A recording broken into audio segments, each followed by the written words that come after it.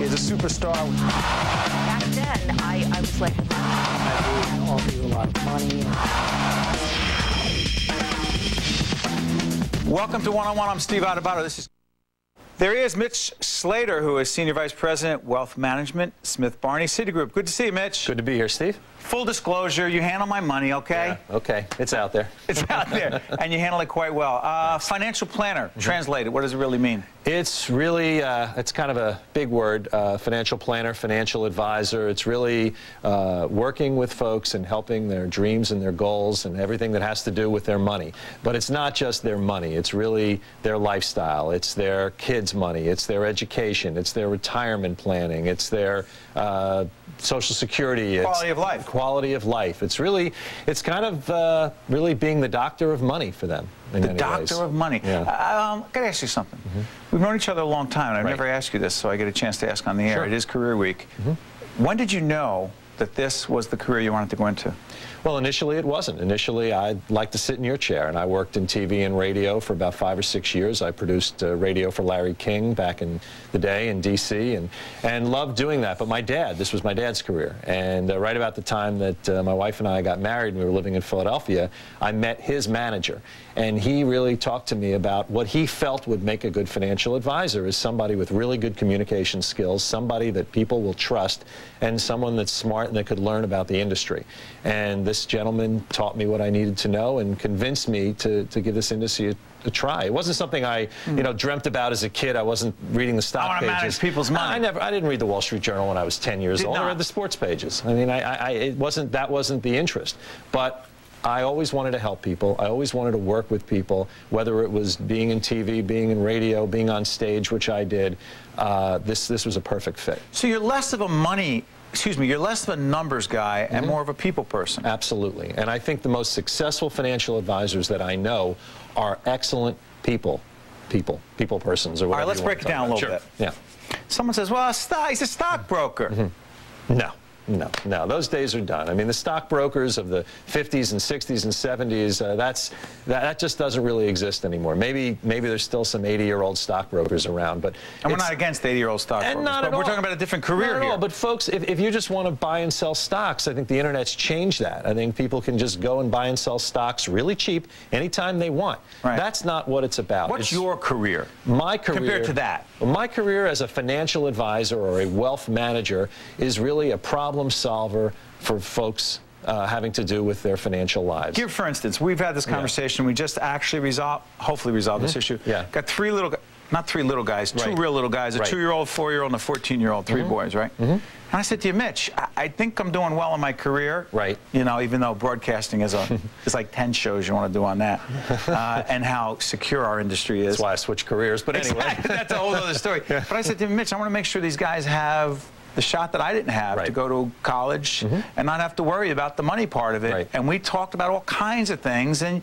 you helped us solve that problem. Absolutely. Fortunately, there are solutions. If you begin saving early, which you've done, and you start putting the money away, and they've created programs like the 529 plan, not to get technical, but a way to put money away for kids' education. You know the money is going for education, and it's tax-free on the growth. Why wouldn't you do that? Why wouldn't you save your money that way? You're helping, my wife and I understand that.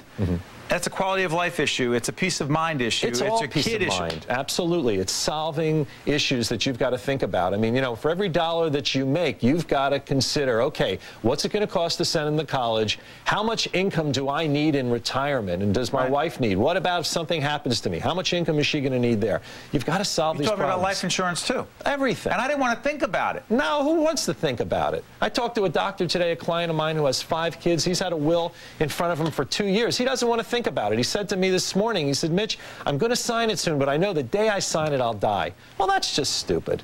That's just stupid. You've got to prepare. You've got to be out there. You never know when that day is coming. And it's whether it's preparing with life insurance or it's preparing for your college education, or really the most important thing is making sure you've got enough health coverage going forward, too. I mean, that's those are important issues. But in terms of preparing, how did you prepare? Talk about the training to become a financial planner. That's key, and I think training programs are what it's all about. And the big firms, and I had worked at one big firm before I was at Smith Barney, have great training programs, and that's crucial. Get the knowledge, but get the training.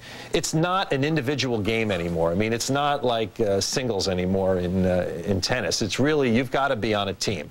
And a successful financial advisor these days works on a team where they have different people having different specialties. But describe the education a little bit. But the education itself has to be, you want to intern. If you're young and you're in college and you're thinking about it, certainly get an internship at a Smith Barney or at any major firm. Learn about the industry. See if it's something that you want to do, if there's something that you like.